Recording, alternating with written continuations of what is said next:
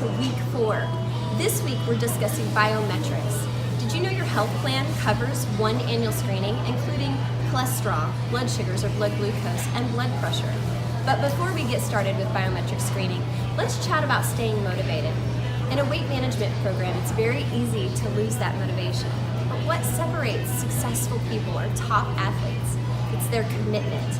So I encourage you to stay focused and not focus on the end result or the end event, but instead focusing on daily practices that will get you to where you want to go.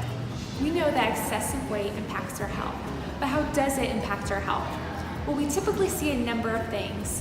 One of the things that we see is abnormal blood sugars. Typically we see insulin resistance, and so that leads us to having a higher risk of type 2 diabetes. So we also see heart disease. Heart disease is linked to stroke, high blood pressure, and high cholesterol. So let's talk about high blood pressure a little bit. What is a high blood pressure? Well, it's 140/90. So what are some ways that we can do to lower our numbers? Well, weight loss is an effective tool. We also know that sticking to 2,300 milligrams or less of salt each day is going to be an effective tool, as well as looking at our packages. So maybe being more active is also going to help lower those numbers. So maybe you've heard your cholesterol is elevated. Well, what are some ways that we can do to impact that, to lower those numbers? Well, we can eat more plant foods. So you've already began doing this in your healthy planning guide.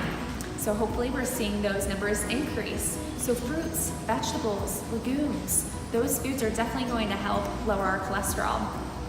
We can cut back on pastries and desserts, and we can limit processed meats.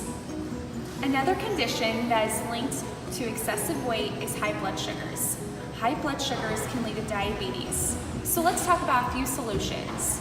First, limiting your sugar intake. We have been discussing this throughout the program.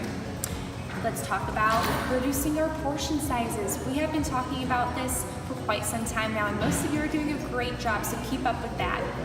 Let's also look at watching our carb intake with the meals. So looking at 3 carb choices, which is about 45 grams at each meal.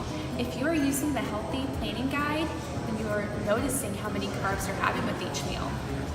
So to summarize, the ways we can decrease or prevent a lot of these conditions, let's look at some solutions.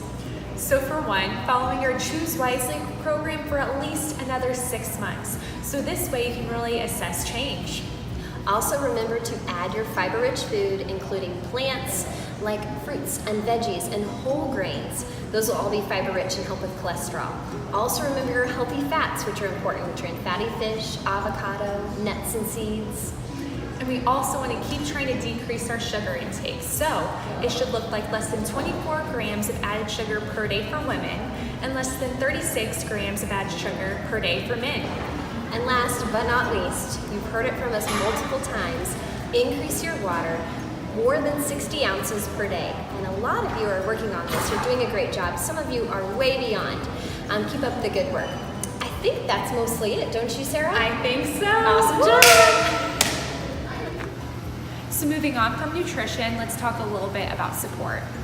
Support is an extremely important part of the process. We want to make sure that you have someone that has similar goals as you. Maybe you both enjoy walking your dogs together, taking time during the day to walk during lunch, or just take a break from the normal workday. Support is a key part in the process. So next steps from this week. We encourage you to get signed up for your annual screening using your primary care physician. If you don't have a primary care physician, I encourage you to get one. Get signed up or registered for one. You also have your strength training workshop starting next week. Make sure you're on that schedule so Matt can meet with you and orient you to your new strength training program. And lastly, it's important you stay motivated. And we're at our 4th week, so I encourage you to focus on daily practices versus that result or the end event. Let's finish strong in week 4.